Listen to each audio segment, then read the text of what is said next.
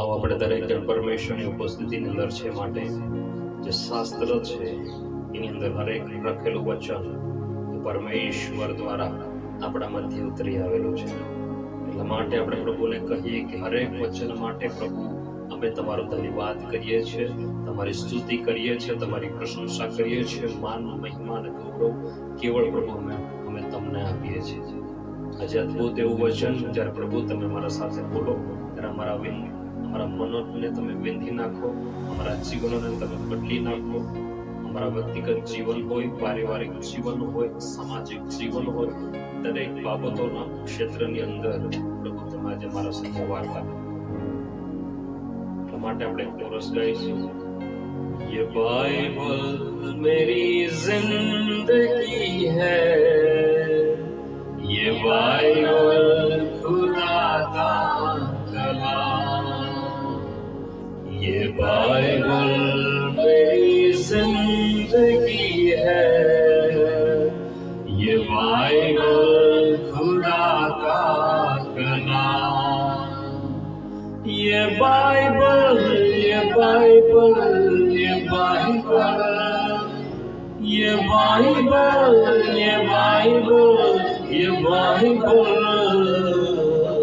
ये बाइबल मेरी जिंदगी है, ये बाइबल खुदा का कलाम, ये बाइबल मेरी जिंदगी है, ये बाइबल खुदा का कलाम. खुदा ने जहां को दिया है बड़ा बेसकीमत इनाम, खुदा ने जहां को दिया है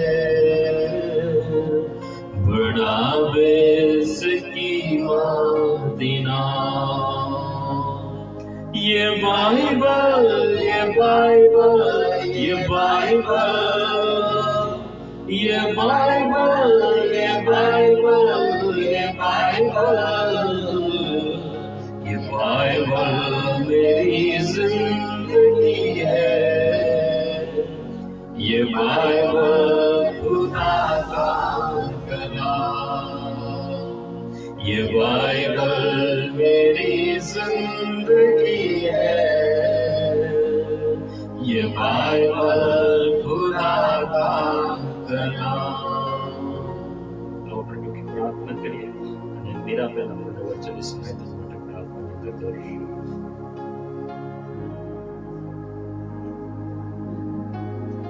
हालेलुया.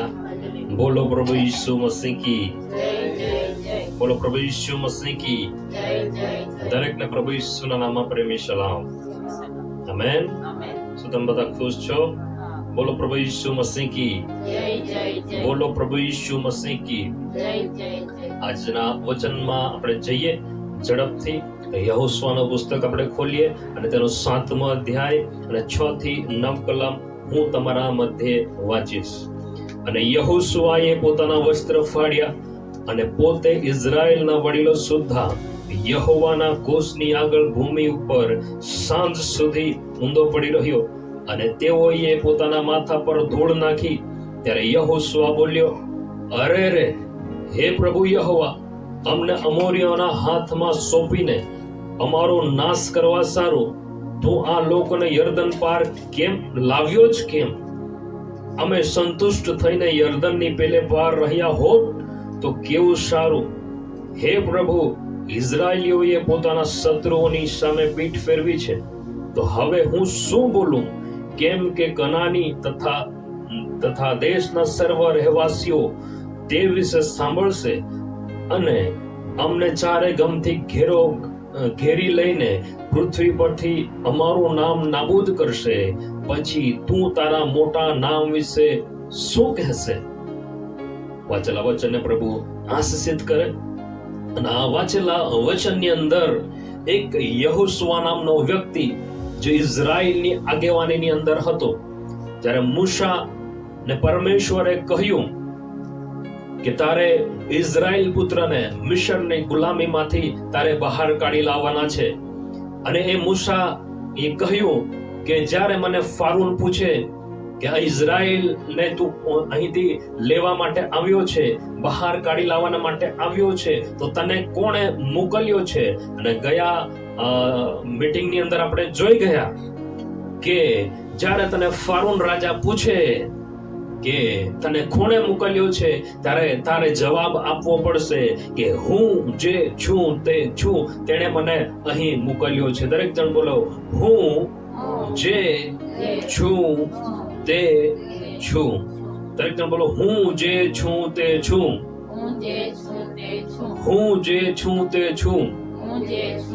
અને એ પરમેશ્વરે મૂસાને કહ્યું. એટલા માટે મૂસા જ્યારે ઇઝરાયલને છોડાવવાના માટે એ મિશરની ગુલામીની અંદર જ્યારે ફારૂન પાસે જાય છે, ત્યારે ફારૂનને એમ કહે છે કે હું જે છું તે છું, તેણે મને અહીં મોકલ્યો છે કે જેથી કરીને ઇઝરાયલની આ 400 વર્ષની ગુલામીમાંથી તેઓ મારા દેવની આરાધના કરવાના માટે તેઓ અરણ્યની અંદર જાય. બોલીએ આમેન. અને મિશરની ગુલામીમાં લોકો તડપી રહ્યા હતા, લોકો હેરાન થયેલા હતા, લોકો વેદના સહન કરતા હતા. અને એવા સમયે ત્યાં મૂસાને પરમેશ્વર કહે છે કે મારા લોકને એ બંધનમાંથી તું છોડાવીને લઈ આવ અને હું તારા સાથે રહીશ. બોલીએ આમેન. તારા હાથમાં જે લાકડી છે એ લાકડી લઈને તું જા અને એ લાકડી વડે તું ઇઝરાયલને મિશરની ગુલામીમાંથી કાઢીને લાવશે. અને આ વાર્તાને હું બહુ ટૂંકાણની અંદર પૂરી કરીશ. અને મૂસા ત્યાં ફારૂનના સામે જાય છે અને ત્યાંથી ઇઝરાયલને 10 મહા મોટી વિપત્તિમાંથી છોડાવે છે અને ત્યાંથી એ ખાડીને લઈ આવે છે. અને મિશરની ગુલામીમાંથી પરમેશ્વર મધ્યરાત્રિના સમયે તેઓને બહાર કાઢે છે. અને ત્યાર પછી જ્યારે તેઓ બહાર નીકળે છે ત્યારે લાલ સમુદ્ર પણ તેઓ પાર કરે છે. બોલીએ આમેન. લાલ સમુદ્ર તેઓ બહાર તેઓ પાર કરે છે. અને ત્યાર પછી થોડા સમય પછી એક ખડક, એક પથ્થરમાંથી તેઓ પાણી પરમેશ્વર તેઓને પૂરું પાડે છે. અને આકાશમાંથી માનના પણ તેઓને પૂરું પાડે છે. તેઓને ખાવાના માટે માંસ આપે છે. આકાશમાંથી માનના પડે છે અને ખાવાના માટે લાવરીઓ રૂપી માંસ તેઓને આપે છે. અને જ્યારે તેઓ ચાલતા હતા ત્યારે 40 વર્ષો સુધી તેઓના જે કપડા હતા એઓ પણ ફાટ્યા નહીં, તેઓના પગના ચંપલ હતા એ પણ તૂટી ગયા નહીં, કારણ કે સૈન્યનો દેવ તેઓના સાથે હતો. બોલીએ આમેન. અને દિવસે એ મેઘ સ્તંભ તરીકે અને રાત્રે અગ્નિ સ્તંભ તરીકે એ પરમેશ્વર તેઓના સાથે સાથે સાથે ચાલતો હતો. અને એવો સમય આવે છે કે ઇઝરાયલને છોડાવી લાવનાર પરમેશ્વર એની પવિત્ર હાજરી એઓના સાથે સાથે સાથે ચાલતી હતી. અને જ્યારે જ્યારે દુઃખ આવી પડતું, સંકટ આવી પડતું, ખાવાનું નહીં મળતું, પાણી નહીં મળતું, જ્યારે તેઓ તડપતા હતા ત્યારે પરમેશ્વર તેઓનો ગવાવ બનીને તેઓના સાથે રહેતો. જ્યારે આજ્ઞા સર્પ તેઓને કરડવા માટે આવ્યા ત્યારે મૂસાએ એક લાકડા પર એક સર્પ બનાવ્યો પિત્તળનો. અને જ્યારે લોકો તેની તરફ જોતા હતા ત્યારે સર્વ લોકો બચી જતા હતા. અને આ પ્રમાણે ઇઝરાયલના સાથે તેઓનો દેવ હતો. એટલા માટે તેઓ ચાલતા થયા. અને એવો સમય આવ્યો કે એક સમયે આવ્યો કે મૂસા જેવો તેઓની અગુવાઈ કરતો હતો એનું મૃત્યુ થયું. અને ત્યાર પછી પરમેશ્વરે યહોશુઆ નામના વ્યક્તિને ઇઝરાયલની આગેવાની કરવાના માટે તેને નિમણૂક કરે છે. અને જ્યારે ઇઝરાયલની અગુવાઈ કરવાના માટે યહોશુઆની નિમણૂક જ્યારે કરવામાં આવે છે ત્યારે યહોશુઆને પરમેશ્વરે એક વચન આપે છે. અને એ વચન યહોશુઆનું પુસ્તક તેનો 1 અધ્યાય અને તેની 5મી કલમથી જોઈએ. હું વાંચીશ તમારા મધ્યે. તારા આયુષ્યના સર્વ દિવસભર તારી આગળ કોઈ માણસ ટકી શકશે નહીં. જે મૂસાની સાથે હું રહ્યો હતો તેમ તારી સાથે પણ હું રહીશ. હું તને તજીશ નહીં અને તને મૂકી દઈશ નહીં. બળવાન તથા હિંમતવાન થા, કેમ કે આ લોકોને જે દેશ આપવાને મેં તેઓના પૂર્વજોની આગળ શ્રમ ખાધા હતા તેનું વતન હું તેઓને પ્રાપ્ત કરાવશે. તેઓને વતન પ્રાપ્ત કરાવશે. મારા સેવક મૂસાએ જે સર્વ નિયમો તને ફરમાવ્યા તે પ્રમાણે સાંભળીને કરવા સારું. બળવાન તથા બહુ હિંમતમાન થા, તેમાંથી જમણી કે ડાબી ગમ ફરતો ના, એ માટે કે જ્યાં કઈ તું જાય ત્યાં તું ફતહ પામે. એ નિયમ શાસ્ત્ર તારા મોંમાંથી જાય નહીં, પણ દિવસે તથા રાત્રે તેનું મનન કર, કે તેમાં જે બધું લખેલું છે તે તું કાળજીથી પાળે. કારણ કે ત્યારે જ તારો જે માર્ગ છે તે આબાદ થશે અને ત્યારે જ તું ફતહ પામશે. શું મેં તને આજ્ઞા આપી નથી? બળવાન તથા હિંમતવાન થા, ભયભીત ના થા ને ગભરાતો પણ ના. કારણ કે જ્યાં કઈ તું જાય છે ત્યાં તારો દેવ યહોવા તારી સાથે છે. બોલીએ આમેન. મૂસાના મરણ પછી એક અગુવાને પરમેશ્વરે નિમણૂક કર્યો ઇઝરાયલને વચનના દેશની અંદર, એ દૂધ અને મધના રેલમછેલ વાળા દેશની અંદર, કણાન દેશની અંદર લઈ જવાના માટે એ યહોશુઆની નિમણૂક કરે છે. અને યહોશુઆને પરમેશ્વર એમ કહે છે કે તારા આયુષ્યના સર્વ દિવસો પર્યંત તારો દુશ્મન તારી આગળ ટકી શકશે નહીં. જેમ મૂસાની સાથે હું રહ્યો તેમજ હું તારા સાથે પણ રહીશ. ખાલી એક જ શરત છે કે જે આજ્ઞાઓ મેં તારા પૂર્વજોને પાળવાના માટે કહી એના જમણે કે ડાબે તમારે ખસી જવું નહીં, અને ત્યારે હું તારા સાથે રહીશ અને ત્યારે જ તું ફતહ પામશે. બોલીએ આમેન. અને આજના શાસ્ત્ર વાચનની અંદર યહોશુઆનું પુસ્તક અને 7મા અધ્યાય અને તેની 6ઠી કલમથી આપણે વાંચી ગયા કે યહોશુઆએ પોતાના વસ્ત્ર ફાડ્યા. યહોશુઆએ પોતાના વસ્ત્ર ફાડ્યા અને પોતે ઇઝરાયલના વડીલો સુદ્ધા યહોવાના કોષની આગળ ભૂમિ ઉપર સાંજ સુધી ઊંધો પડી રહ્યો. હવે પરમેશ્વરે તો યહોશુઆને કહ્યું કે હું તો તારા સાથે રહીશ. જે પ્રમાણે મેં મૂસાના સાથે રહ્યો એ જ પ્રમાણે હું તારા સાથે પણ રહેવા માંગુ છું. પણ આ કલમોની અંદર કેમ એવું લખવામાં આવ્યું હશે કે યહોશુઆએ પણ પોતાના વસ્ત્ર ફાડ્યા અને યાજકોના સુદ્ધા યહોવાના કોષની આગળ, યહોવાના ઉપસ્થિતિની આગળ એ પોતાના વસ્ત્ર ફાડીને એ ભૂમિ ઉપર સાંજ સુધી ઊંધો પડી રહ્યો. એવું તો શું થઈ ગયું કે શું પરમેશ્વરની ઉપસ્થિતિ તેઓના મધ્ય ન હતી? શું પરમેશ્વર તેઓને સહાય કરતા ન હતા? મારે તમને કહેવાની બાબત એ છે કે જ્યારે યહોશુઆના હાથની અંદર એક અગુવાઈ કરવાનો સમય આવ્યો ત્યારે યર્દન નદીના પણ 2 ભાગ થઈ ગયા. જે પ્રમાણે લાલ સમુદ્રના 2 ભાગ થઈ ગયા મૂસાના સમયની અંદર, તે જ પ્રમાણે જ્યારે યર્દન નદી છલોછલ બંને કાંઠે ઉભરાઈને છલકાઈને જતી હતી, કોઈ મનુષ્ય તેને પાર કરી શકે એમ ન હતું. પણ જ્યારે કરાર કોસ ઉચકીને યાજકોના પગ જ્યારે યર્દન નદીના પાણીમાં પડે છે ત્યારે એ યર્દન નદીના પણ 2 ભાગ થઈ જાય છે. બોલીએ આમેન. તો મારે તમને કહેવાની બાબત એ છે કે જે પરમેશ્વરે ઇઝરાયલને 10 મહા મોટી વિપત્તિમાંથી બહાર કાઢ્યા, એ મિસ્રની ગુલામીમાંથી બહાર કાઢ્યા, લાલ સમુદ્રમાંથી તેઓને બહાર કાઢ્યા, ખડકમાંથી તેઓને પીવાનું પાણી આપ્યું, આકાશમાંથી સ્વર્ગનું ખાવાનું આપ્યું, તેઓને ખાવાના માટે માંસરૂપી લાવરીઓ આપી, તેઓના કપડા અથવા પગરખા ફાટી ગયા નહીં. દિવસે મેઘસ્તંભ અને રાત્રે અગ્નિસ્તંભ તરીકે તેઓના સાથે રહેનાર પરમેશ્વર તેઓના સાથે હતો અને દેવનું ગૌરવ તેઓના સાથે હતું. અને મૂસાના મરણ પછી યહોશુઆના હાથની અંદર જ્યારે અગુવાઈ આવી ત્યારે પરમેશ્વરે ફરીને એકવાર યર્દન નદીના 2 ભાગ કરી નાખ્યા અને થોડા સમય પછી એક યરીખો નગર પણ તેઓના હાથની અંદર આપી દીધું. અને યરીખો નગરની જે દિવાલ હતી, જે કોટ હતો, તેઓના માટે પરમેશ્વરે યહોશુઆને ઇઝરાયલના લોકોને કહ્યું કે એ યરીખોના કોટની તમે 7 દિવસ સુધી પ્રદક્ષિણા કરો. પહેલે દિવસે 1 વખત પ્રદક્ષિણા કરો, બીજા દિવસે 1 વખત પ્રદક્ષિણા કરો. એ જ પ્રમાણે તમે 7 દિવસ તમારે પ્રદક્ષિણા કરવાની રહેશે. પણ જ્યારે 7મો દિવસ આવશે ત્યારે તમારે 7 વખત એ કોટની પ્રદક્ષિણા કરવાની રહેશે. અને જ્યારે તમે એ 7 વખત કોટની પ્રદક્ષિણા કરો, એ દિવાલની તમે પ્રદક્ષિણા કરો, ત્યારે તમારે મોટો હોકારો કરવો પડશે અને ત્યારે પરમેશ્વર તમને વિજય અપાવશે અને કોટ એમનો એમ એ પરમેશ્વરની સ્તુતિથી પડી જશે. બોલીએ આમેન. બોલીએ આમેન. કારણ કે તે દેશના લોકો શ્રાપિત હતા, તે દેશના લોકો ઠીંગણા હતા, તે દેશના લોકો અકાળે મૃત્યુ પામતા હતા. તે દેશના લોકોના ફળો પણ કાચાના કાચા ભૂમિ પર પડી જતા હતા. ગર્ભ પણ અકાળે પડી જતો હતો અને ત્યાં એ ભૂમિ શ્રાપિત હતી. અન્ય દેવોને માનનારા હતા. તેઓ પરમેશ્વરને ભૂલી ગયા હતા. પરમેશ્વરના લોકોને સતાવનારા લોકો હતા. એટલાને માટે ઇઝરાયલને એ યરીખોને એ પરમેશ્વર તેઓના હાથની અંદર આપી દેવા માંગતા હતા.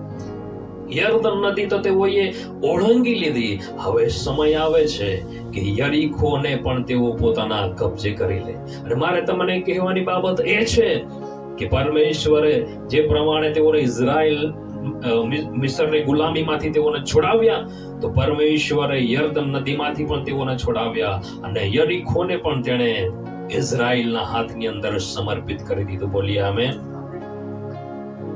એવું કહેવામાં આવે છે કે જે ચીનની જે દિવાલ છે એ ચંદ્ર પરથી પણ પૃથ્વી પર દેખાય છે.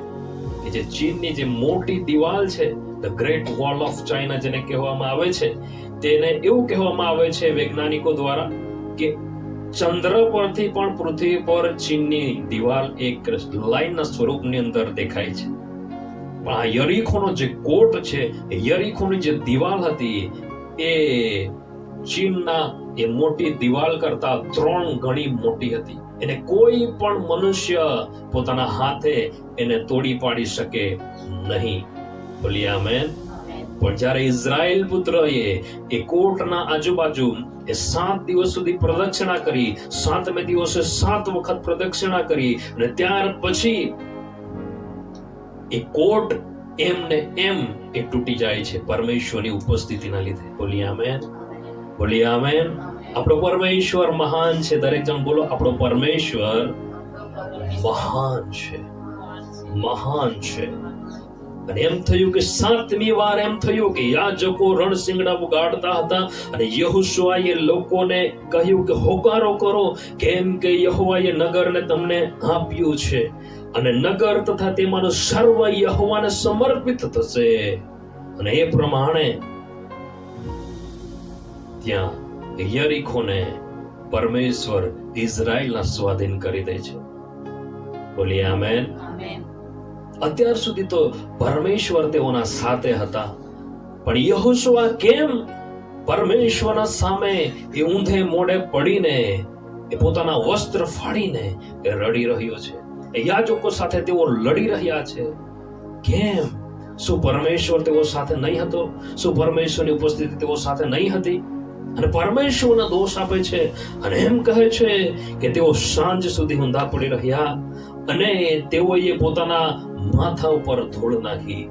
કેમ જરૂર પડી હશે યહોશુઆને કે જે પરમેશ્વરે યહોશુઆને કહ્યું હતું કે હું તારા સાથે રહીશ, જે પ્રમાણે મૂસાના સાથે રહ્યો, તો અહીંયા યહોશુઆ શું કરી રહ્યો છે કે યહોવાના કરાર કોષ આગળ તેઓ વસ્ત્ર ફાડીને એ પડી રહ્યો હતો, પોતાના માથા પર ધૂળ નાખી. ત્યારે યહોશુઆ બોલ્યો, અરે રે રે રે, હે પ્રભુ યહોવા, અમને અમોરીઓના હાથમાં સોંપીને અમારો નાશ કરવા સારું તું આ લોકને યર્દન પાર લાવ્યો જ કેમ? અમે સંતુષ્ટ થઈને યર્દનની પેલે પાર રહ્યા હોત તો કેવું સારું. હે પ્રભુ, ઇઝરાયલીઓએ પોતાના શત્રુની સામે પીઠ ફેરવી છે, તો હવે હું શું બોલું? કેમ કે કનાની તથા દેશના સર્વ રહેવાસીઓ તે વિશે સાંભળશે અને અમને ચારે ગમથી ઘેરી લઈને પૃથ્વી પરથી અમારું નામ નાબૂદ કરશે. પછી તું તારા મોટા નામ વિશે શું કરશે? દેવને પ્રશ્ન પૂછે છે કે જે દેવ ઇઝરાયલને મિસ્રની ગુલામીમાંથી કાઢી લાવ્યો, જે દેવ દિવસે મેઘસ્તંભ અને રાતના અગ્નિસ્તંભ તરીકે તેઓના સાથે રહ્યો, તેઓને આકાશમાંથી દૂતોનું ખાવાનું આપ્યું, ખડકમાંથી પાણી આપ્યું અને તેઓના સાથે સાથે સાથે એ પરમેશ્વર ચાલતો રહ્યો. લાલ સમુદ્રમાંથી તેઓને કાઢી લાવ્યો, યર્દન નદીમાંથી તેઓને બહાર કાઢી લાવ્યો. થોડા સમય પહેલા તેઓને આખો યરીખો નગર તેઓને સ્વાધીન કરી દીધું અને કોઈ મનુષ્ય કોટને તોડી પાડી શકે નહીં એવા મહાન કોટને પણ પરમેશ્વરની ઉપસ્થિતિના લીધે તેઓ વિજય પ્રાપ્ત કર્યા. બોલીએ આમેન. તો આ યહોશુઆ કેમ પરમેશ્વરને પ્રશ્ન પૂછતો હશે? કેમ પરમેશ્વરને પ્રશ્ન પૂછતો હશે કે કેમ તમે અમને અહીં મારી નાખવાના માટે યર્દન પાર તમે લાવ્યા જ કેમ? કેમ હશે? કારણ કે જ્યારે યરીકોનો કોટ તૂટી ગયો એવા સમયે પરમેશ્વરે તેઓને એક આજ્ઞા આપી હતી, અને શાપિત વસ્તુ તમે પોતાને સર્વ પ્રકારે અલગ રાખો. શાપિત વસ્તુથી તમે પોતાના સર્વ પ્રકારે અલગ રાખો, અને રાખીને તેને શાપિત કર્યા પછી તમે પોતે શાપિત વસ્તુઓને લો, અને એમ કરીને ઇઝરાયલની છાવણીને શ્રાપિત કરો અને તેને હેરાન કરો. એક આજ્ઞા પરમેશ્વરે ઇઝરાયલ પુત્રોને યહોશુઆને આપી કે મારી ઉપસ્થિતિથી એ કોટને તો હું તોડી પાડીશ અને યરીખોને તો હું તમારા સ્વાધીન કરી દઈશ, પણ મારે તમને એક આજ્ઞા આપવી છે કે ત્યાંનું કોઈ પણ શ્રાપિત વસ્તુને તમે લેશો નહીં. પણ એક બાબત કે પણ સોનું, રૂપું અને પિત્તળના તથા લોઢાના પાત્ર યહોવાને સારું પવિત્ર છે તે યહોવાના ભંડારમાં જાય. બોલીએ આમેન. સોનું, રૂપું અને લોઢું એ તો પવિત્ર હશે, અને એ તો યહોવાના મંદિરની અંદર જવું જોઈએ. બોલીએ આમેન. પણ ત્યાં એક વ્યક્તિએ પાપ કરી દીધું, યહૂદાના કુળના એક વ્યક્તિએ, અને અમુક લોકો તેના સાથે પણ ભેગા મળેલા હશે, તેઓએ પાપ કર્યો. કેમ કે સોનું રૂપું જોઈને તમારું ને મારું મન પણ લલચાઈ જાય છે. સારું સારું વસ્તુ જોઈને તેઓના મન પણ લલચાઈ ગયા. એટલા માટે 7મા અધ્યાય અને 1લી કલમની અંદર લખવામાં આવ્યું છે, પણ ઇઝરાયલ પુત્રોએ શ્રાપિત વસ્તુ વિશે અપરાધ કર્યો. કેમ કે યહૂદાના કુળમાંના ઝેરહાના પુત્ર, ઝાબદીના પુત્ર, કાર્મીના પુત્ર આખાને શ્રાપિત વસ્તુમાંથી કંઈક લઈ લીધું, અને યહોવાનો કોપ ઇઝરાયલ પુત્ર ઉપર સળગી ઉઠ્યો. કેવી અજાયબ જેવી બાબત છે. અત્યાર સુધી પ્રભુ તેઓના સાથે હતા કે જેઓને મહા મોટી વિપત્તિમાંથી તેઓને બહાર કાઢીને લાવ્યા. ખાલી એક જ આજ્ઞા તેઓને કરવામાં આવી કે શ્રાપિત વસ્તુઓમાંથી તમારે લેવું નહીં. પણ આ આખાન જે યહૂદાના કુળનો હતો, તેણે પોતાના મનની અંદર તેણે પાપ કર્યો, અને એ શ્રાપિત વસ્તુઓમાંથી પણ લઈ લીધું, અને સોનું, રૂપું જે પરમેશ્વરના મંદિરની અંદર અર્પણ કરવાનો હતો તેણે પણ તે પોતાના પાસે લઈ લીધું. અને લઈને ક્યાં દાટ્યું? કોઈને ખબર ન પડે એવી જગ્યા પર દાટ્યું.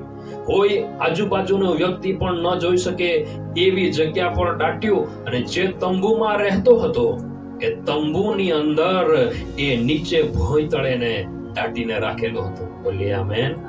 આપણે પણ આપણા ઘરની અંદર સારી સારી કિંમતી વસ્તુઓ આપણે કબાટની અંદર તાળું મારીને આપણે સંતાડીને રાખીએ છીએ કે જેથી કરીને પણ ચોર એને ચોરી જઈ શકે નહીં. એ જ પ્રમાણે અખાન પણ એવું વિચારતો હશે કે આજુબાજુનો કોઈ પણ વ્યક્તિ એને જોશે નહીં, એટલા માટે મેં જ્યાં કંઈ પણ રહું છું તંબુની અંદર નીચે એને જમીનમાં હું દાટી દઈશ કે કોઈને પણ ખબર પડે નહીં.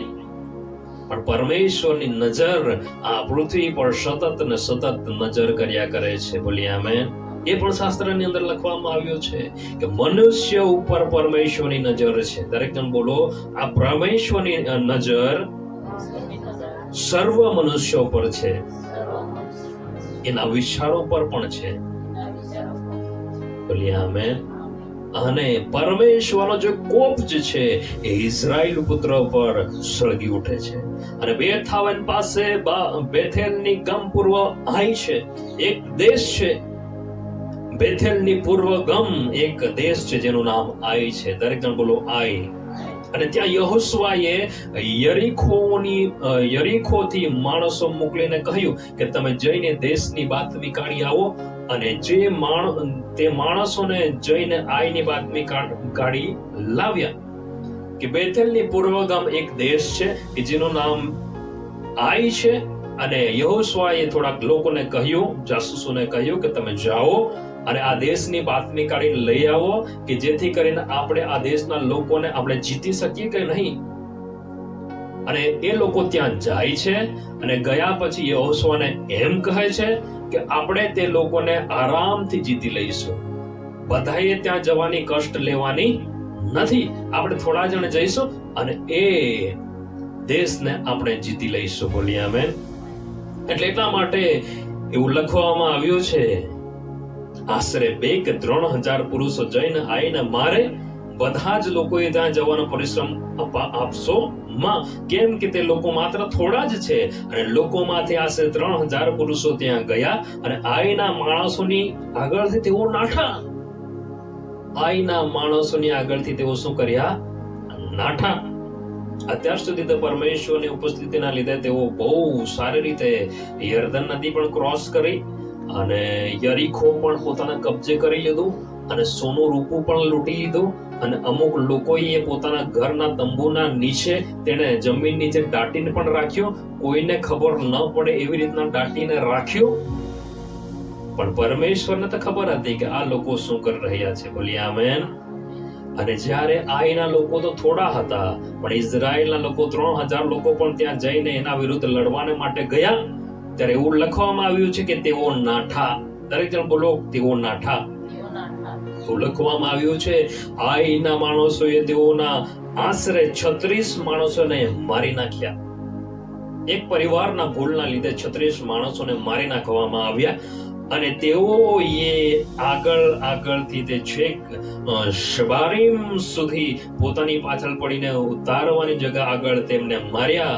અને લોકોના હૃદય પીગળીને પાણીના જેવા થઈ ગયા. દરેક જણ બોલો, લોકોના હૃદય પીગળીને પાણી જેવા થઈ ગયા. લોકોના હૃદય પીગળીને પાણી જેવા થઈ ગયા.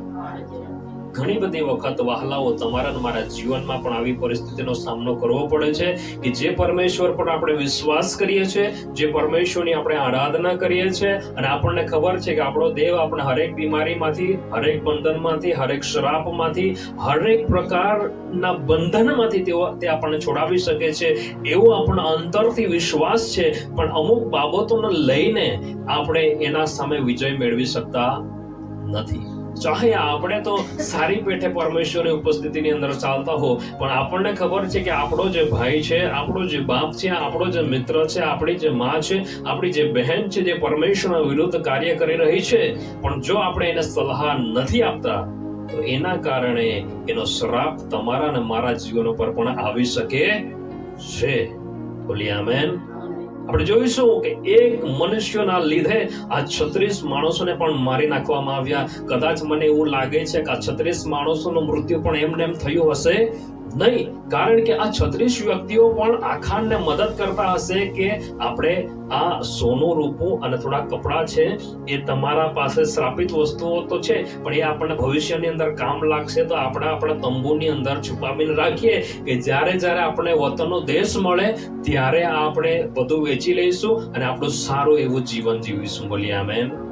એવા જ વિચારો તમારા મારા મનની અંદર શેતાન લાવવાનો પ્રયત્ન કરે છે. અને જ્યારે 36 માણસોને મારી નાખવામાં આવ્યા અને લોકોના હૃદય તો પાણીના જેમ પીગળી ગયા, ત્યારે યહોશુઆ પરમેશ્વરના આગળ ઊંધો પડીને ધૂળ નાખીને રડી રહ્યો છે યાજકો સાથે. અને પરમેશ્વરને પ્રશ્ન પૂછે છે, યહોશુઆને તો કઈ ખબર નથી, શું થયું હશે? કેમ તું અમને અહીં મારી નાખવાના માટે લઈ આવ્યો? એવો પ્રશ્ન તેને પૂછે છે પરમેશ્વર. અને પરમેશ્વર તને કહે છે, યહોવાએ યહોશુઆને કહ્યું, ઉઠ, કેમ ઊંધો પડેલો છે? ઇઝરાયેલે પાપ કર્યું છે. હા, તેઓએ તો જે કરાર મેં તેઓને ફરમાવ્યો હતો તેનું ઉલ્લંઘન કર્યું છે. હા, તેઓએ તો શ્રાપિત વસ્તુઓમાંથી કંઈક પણ લીધું છે અને ચોરીનો દંગો પણ કર્યો છે અને વળી પોતાના સામાનની મધ્યે તેઓને તે સંતાડ્યું છે. એ કારણથી ઇઝરાયેલ પુત્રો તેમના શત્રુઓની આગળ ટકી શકતા નથી. તેઓ તેમના શત્રુઓની આગળ પીઠ ફેરવે છે, કારણ કે તેઓ શ્રાપિત થયા છે. અને તમે તેઓ તમારામાંથી શ્રાપિત વસ્તુનો નાશ નહીં કરો તો હું તમારી સાથે કદી રહેનાર નથી. બોલી આમેન. કેટલી ભયાવહ વાત પણ લખવામાં આવી છે કે જો તમે તમારા જીવનોમાંથી એ શ્રાપિત વસ્તુઓને દૂર નહીં કરો તો હું તમારા મધ્ય રહેનાર નથી.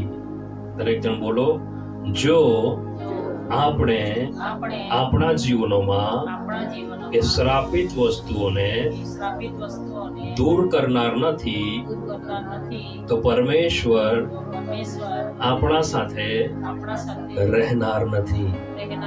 પણ આપણાને તો બહુ જ વિશ્વાસ છે કે માં દેવ તે બહુ મોટો પરમેશ્વર है કે तो मन हर एक मुसीबत માંથી છોડાવી લે. આપણને તો બહુ વિશ્વાસ છે કે માં જો દેવ है તો જે કે મૂસાને લાલ સમુદ્રમાંથી કાઢી લેનો. આપણે તે કન બી પ્રાર્થના કરતે ઇબ્રાહિમ, ઈશાક અને યાકૂબના દેવા નામમાં પ્રાર્થના કરતા હો અને હર એક બીમારીમાંથી મને આઝાદી જોડી જાય. તો કે અંદર કાંઈ દાટી ન થોલા હે ગામમાં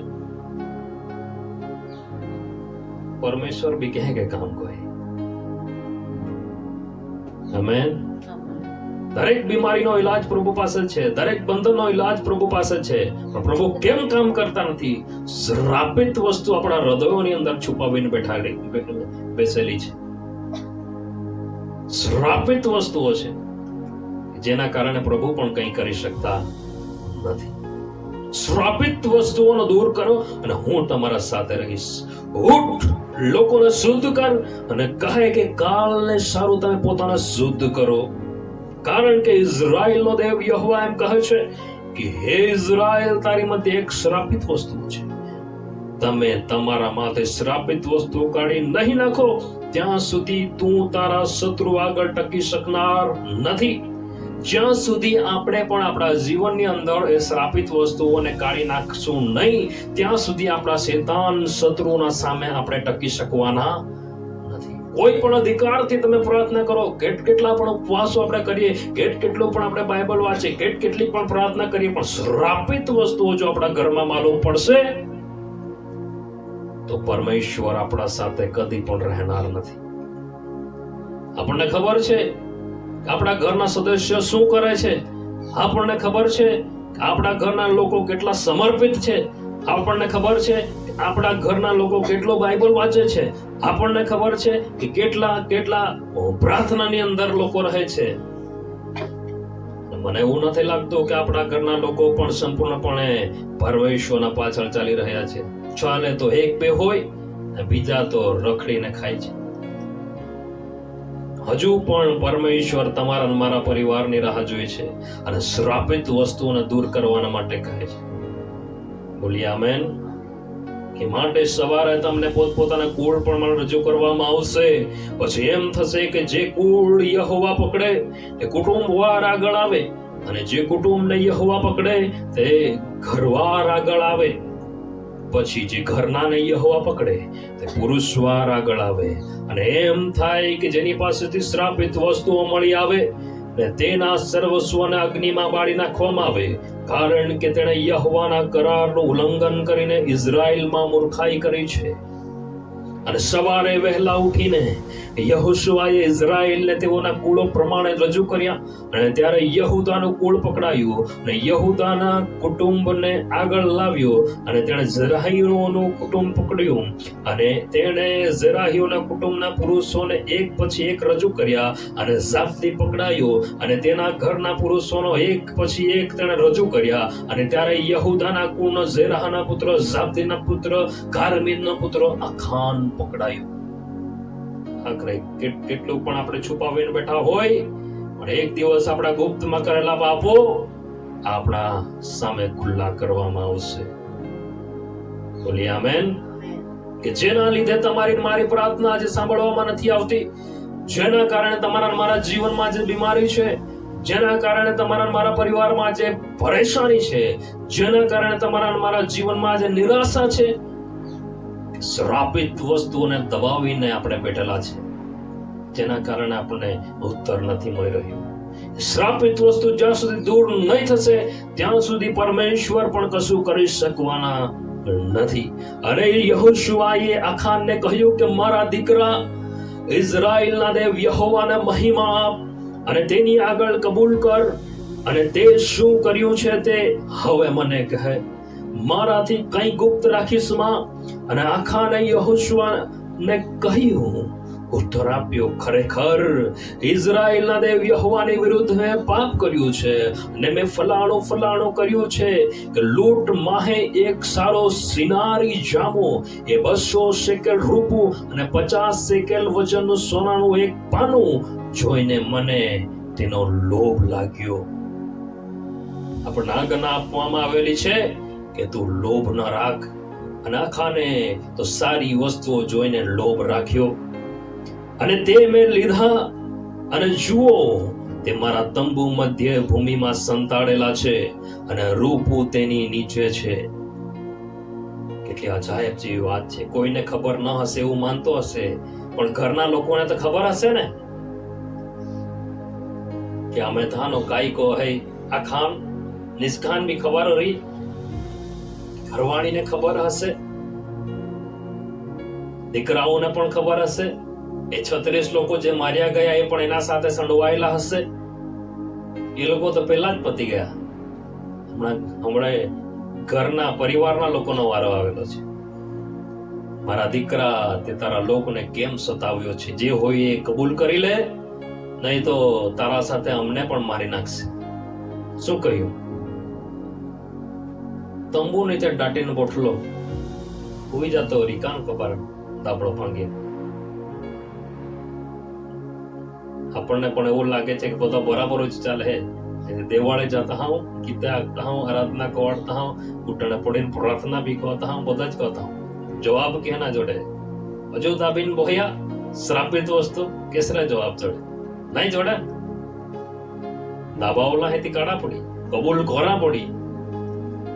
ગીતે હાકીને જાય ને ગો છોપડા ચડાવી લેતી નહીં ચાલે. આજ્ઞા હે પ્રેમ કરો જે પ્રમાણે મેં તમને પ્રેમ કર્યો. તો તારા દેવને ખરા દિલથી, ખરા અંતકરણથી, ખરા મનથી પ્રેમ કર. તારા પડોશી પર એ જ પ્રમાણે પ્રેમ કર જે પ્રમાણે તું તારા દેવને પ્રેમ કરે છે. બોલીએ આમેન. માટે યહોશુઆએ ખેપિયા મોકલ્યા, અને તેઓએ તંબુએ દોડી ગયા, અને જુઓ તંબુમાં તે સંતાડેલું હતું, અને રૂપું તેની નીચે હતું, અને તેઓ તંબુમાંથી તે લઈને તેઓએ યહોશુઆની પાસે તથા સર્વ ઇઝરાયલ પુત્રોની પાસે આણ્યા, અને તેઓએ તે યહોવાની આગળ મૂક્યા. અને યહોશુઆએ તેની સાથે સર્વ ઇઝરાયલના ઝેરાહના પુત્રો આખાન ને રૂપું ને જામો ને સોનાનું પાનું અને તેના દીકરા, તેની દીકરીઓ, તેના બળદો, તેના ગધેડા, તેના ઘેટા અને તેનો તંબુ અને તેનો સર્વસ્વ લઈને તેઓ આખોરની ખીણમાં લઈ ગયા. ખીણની અંદર લઈ ગયા દરેક વસ્તુને.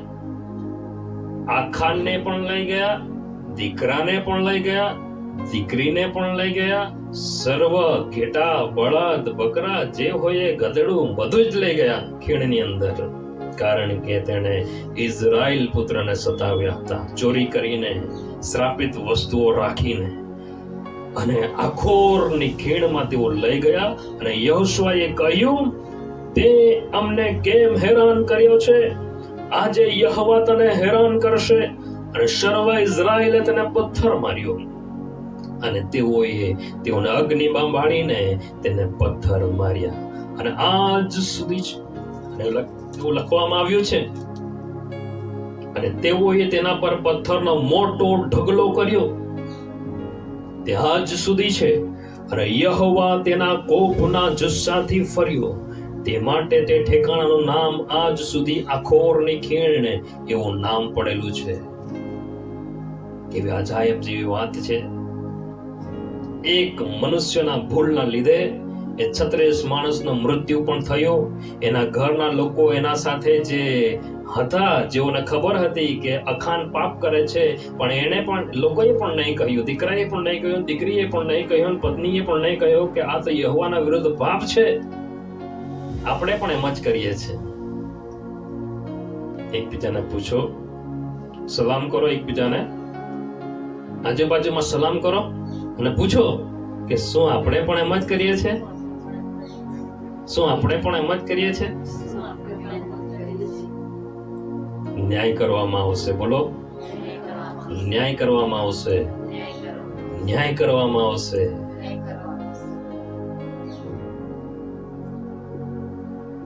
આપણે વિશે જ નહીં ને વચન, આપણે પરિવાર વિશે તો નહીં.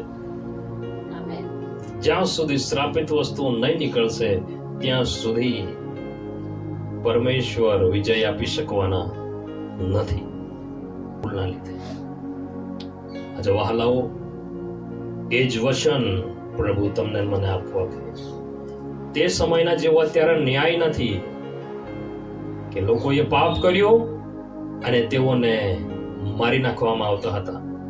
પણ પ્રભુ ઈસુ તમારા મારા જીવનમાં આવા સમયોમાં તેણે જન્મ લીધો કે જેથી કરીને આપણા કરેલા હરેક પાપોની ક્ષમા આપણને આપે અને આપણને એક શ્રાપના બંધનમાંથી, પારિવારિક શ્રાપમાંથી, શ્રાપિત વસ્તુઓમાંથી એ આપણને મુક્ત કરે. બોલીએ આમેન.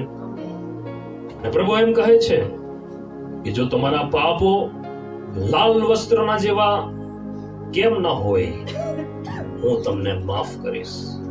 પ્રભુ ઈસુ ખ્રિસ્તના રક્તની અંદર માફી છે, વધસ્તંભની અંદર માફી છે.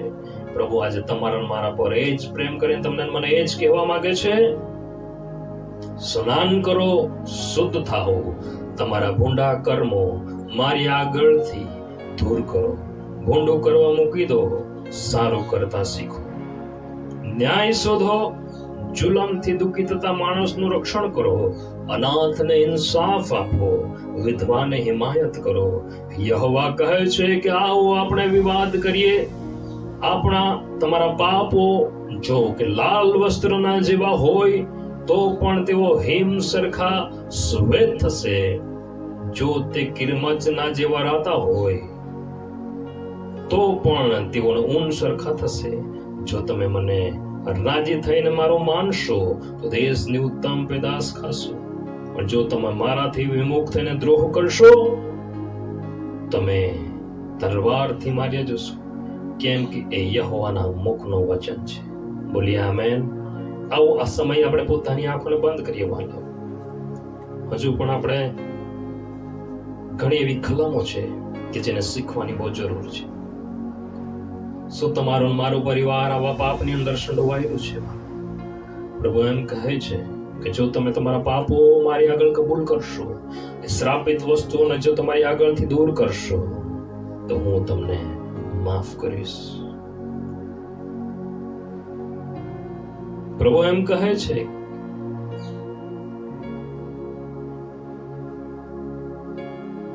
મારું રક્ત તમારા જીવનની હરેક શ્રાપિત બાબતોને લઈ લેશે. તમે કબૂલ કરો, પસ્તાવો કરો. સ્વર્ગીય પિતા, તમારા લોકો તમારા સમક્ષ છે, દિન બન્યા છે. આ વચન મારફતે પ્રભુ તમે દરેક સાથે વાત કરી છે. પ્રભુ આજે આપણી પ્રાર્થના સાંભળી છે.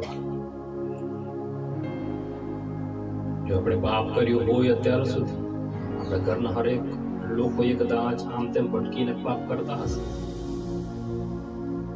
અયુબ પણ પોતાના દીકરા દીકરીઓને માટે ઉજવણીના દિવસોની અંદર એ પાપમાંથી છુટકારાના માટે પ્રાર્થના કરતો હતો. આવું આપણે પણ એ પ્રમાણે કરીએ.